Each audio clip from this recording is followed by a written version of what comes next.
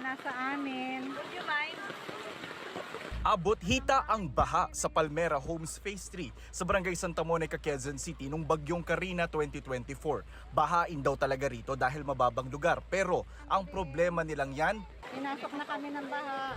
tutulungang solusyonan ng nasa ilalim ng basketball court na ito, isang malaking imbakan ng tubig ulan o water detention basin. Kapag bumuhos yung ulan, papasok po yan sa mga drainage dito, gaya po nito. And then mula dyan, aagos po yung tubig papunta dito sa ilalim ng basketball court kung nasaan yung water detention tank. Kapag naipon na yung tubig sa ilalim ng basketball court na ito sa water detention tank, tapos tumila na rin ang ulan, humupa na, paiikuti naman po itong dalawang locking mechanism na ito para umangat yung gate na nasa ilalim nang sa ganon, yung tubig mula doon sa loob ng water detention tank aagos, itatapon, papunta po dito sa likod ng pader na ito kung nasaan yung Tuliahan River.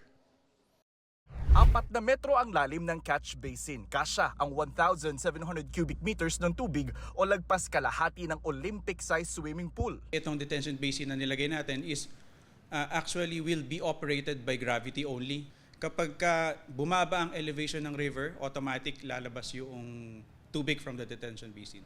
Pareho ang konsepto nito sa iniulat namin noon na water detention tank ng BGC o Bonifacio Global City sa Taguig na pangontra rin sa baha dahil kaya nitong sumalo ng 8 Olympic-sized pool na dami ng ulan bago pakawalan sa Pasig River. May 2 o 3 pa raw na multi-purpose detention basin na ipatatayo sa Quezon City. Meron ding ginagawa ngayong retention pond sa loob ng Quezon Memorial Circle na imbakan din ng ulan.